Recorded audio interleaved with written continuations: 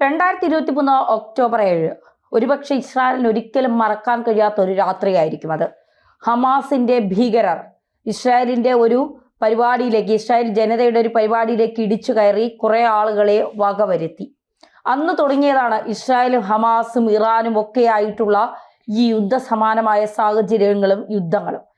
പിന്നീട് ഹമാസിന്റെ തലപ്പത്തേക്ക് ഏത് നേതാക്കന്മാർ വന്നാലും ഹമാസിനെ തീർക്കുക, അതൊരു ഭീകര സംഘടനയാണ്, ആ ഭീകരവാദത്തെ ഇല്ലാതാക്കുക എന്ന രീതിയിൽ തന്നെയാണ് ഇസ്രായേൽ മുന്നോട്ട് പോകുന്നത്.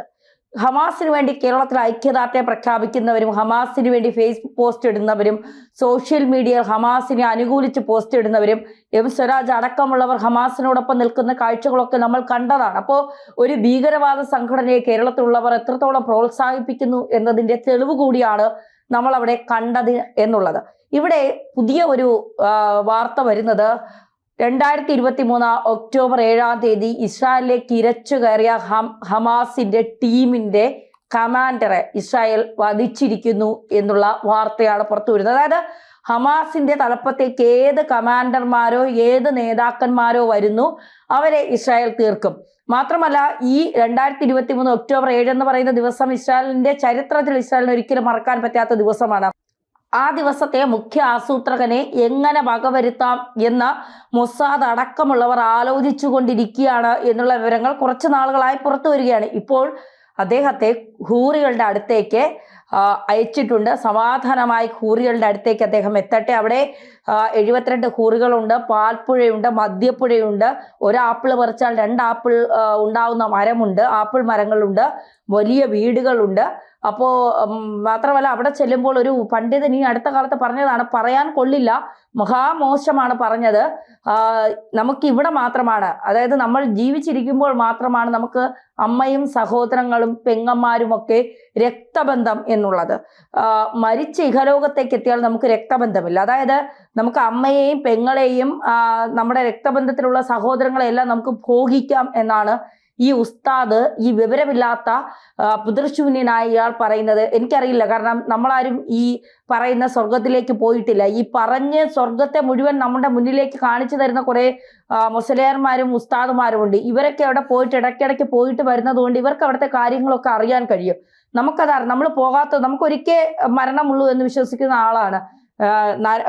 സ്വർഗവും നരകവും ഒക്കെ ഇവിടെ തന്നെ എന്ന് വിശ്വസിക്കുന്ന ആളുകളാണ് നമ്മളൊക്കെ. പക്ഷേ ഇവർക്ക് അങ്ങനെയല്ല. ഇവർ പറയുന്നത് ഞങ്ങൾക്ക് അവിടെയാണ് ഇതെല്ലാം, അതുകൊണ്ട് ഇവിടെ നിങ്ങൾ പിന്നെ ഭാര്യയ്ക്കായാലും പിന്നെ സ്വർഗത്തിൽ പോയാൽ ഒരാളെ കൂടെ ജീവിക്കാൻ കഴിയും, ഭൂമിയിലായാലും ഒരാളെ കൂടെ ജീവിക്കാൻ കഴിയും. പക്ഷെ ഭർത്താക്കന്മാർക്ക് ഒരുപാട് ആളുകളോടെ ഇവിടെയാണെങ്കിലും അവിടെയാണെങ്കിലും ജീവിക്കാമെന്നൊക്കെ ഇവർ പറഞ്ഞു വെക്കുന്നുണ്ട്.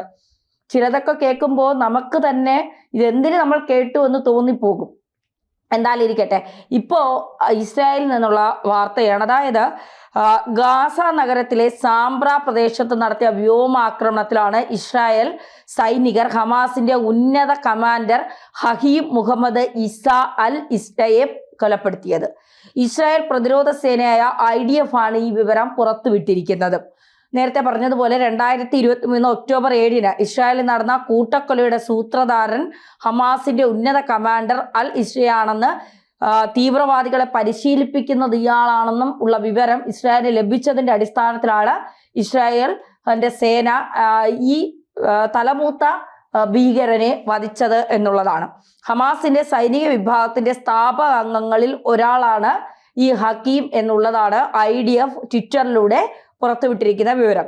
ഹമാസിന്റെ സൈനിക ശക്തി വർദ്ധിപ്പിക്കുന്നതിനും തീവ്രവാദികളെ പരിശീലിപ്പിക്കുന്നതിനും ഉന്നത കമാൻഡർ ഹമീം മുഹമ്മദ് ഈസ അൽ ഈസ പ്രവർത്തിച്ചിട്ടുണ്ട്. ഒക്ടോബർ 7 ആക്രമണത്തിൽ നടന്ന മുഴുവൻ കൂട്ടക്കൊലയും ആസൂത്രണം ചെയ്തതിൽ ഇയാൾ പ്രധാന പങ്ക് വഹിക്കുന്നുണ്ട്.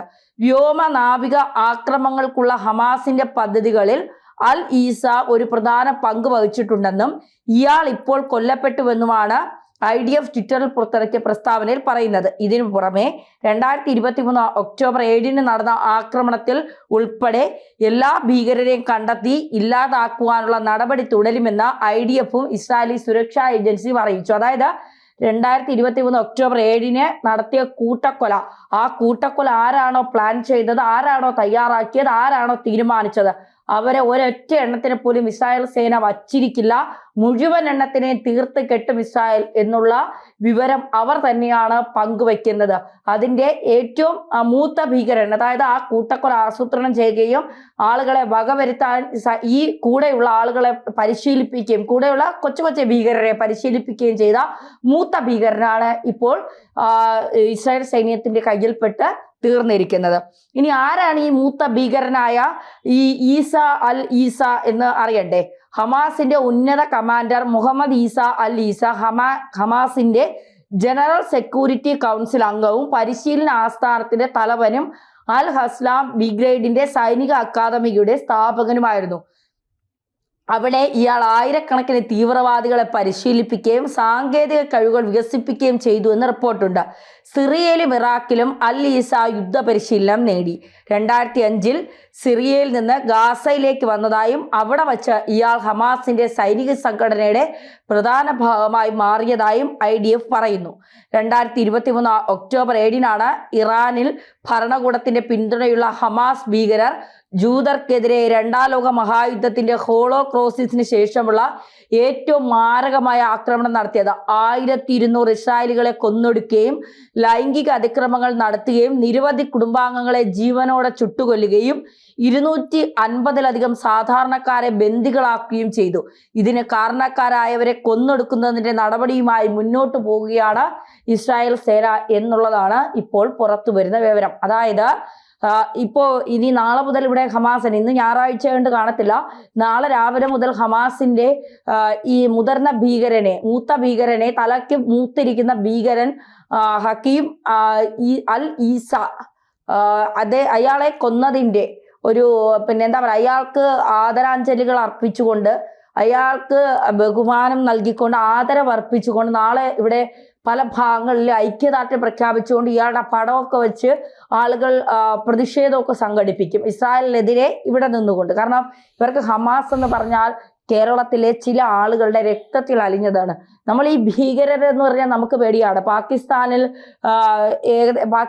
6 ഭീകരർ പഹൽഗാമിലേക്ക് നുഴഞ്ഞു കയറിയാണ് നമ്മുടെ 27 സഹോദരങ്ങളുടെ ജീവൻ എടുത്തത്. അപ്പോൾ നമ്മളെപ്പോഴും ഭയപ്പെടുന്നത് ഭീകരരെയാണ്. പാകിസ്ഥാനെ നമുക്ക് ഇണക്കി നിർത്താൻ നമ്മുടെ പ്രതിരോധ ശക്തിക്കും സൈനിക ശക്തിക്കും ഒക്കെ കഴിയും. പക്ഷേ ഈ ഭീകരന്മാർ എവിടെ കൂടെ നുഴഞ്ഞു കയറി എന്തൊക്കെ കാണിക്കും എന്നുള്ളത്, കാരണം ഭീകരരെ പരിശീലനം നേടിയവരാണ് അവർ. ചാവേറുകളാവാനൊന്നും ഇവർക്ക് മടിയില്ലാത്തവരാണ്.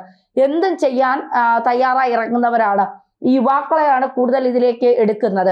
എന്നിട്ട് ഈ ഖുറാനിലുള്ള പല കാര്യങ്ങളും മാറ്റിയും തിരിച്ചുമൊക്കെ പറഞ്ഞ് ഇവരുടെ ഉള്ളിൽ വിഷം കുത്തിവെച്ച്, മതവിഷം കുത്തിവെച്ച് ഇവരെ ഭീകരവാദികളാക്കും. എന്നിട്ട് ഇവിടെയല്ല നമ്മുടെ ജീവിതം സ്വർഗത്തിലാണ്, അവിടെയാണ് നമ്മൾ ജീവിക്കേണ്ടതെന്നൊക്കെ പറഞ്ഞുകൊണ്ട് ഇവരുടെ തലയിൽ ഇങ്ങനെ ഈ മതവിഷം വലിച്ചു കയറ്റിയിട്ട് ഇവരെ ചാവേറുകളാക്കി ഭീകരരാക്കി ഇറക്കി വിടുക എന്നുള്ളതാണ് ഈ പാകിസ്ഥാൻ ചെയ്തു. അത് തന്നെയാണ് ഇറാൻ ഹമാസിന്റെ മേലും കാണിക്കുന്നത്. എന്തായാലും തലയ്ക്ക് മൂത്ത് കിടന്ന തലമൂത്ത ഭീകരനെ വധിച്ചിരിക്കുന്നു. ഇനി താഴോട്ട് ആരാണ്? ഖമനേയി തീർന്നെങ്കിൽ ഇനി ഹമാസിന്റെ നേതാവ് ഉണ്ടായിട്ട് പ്രത്യേകിച്ച് കാര്യമൊന്നുമില്ല.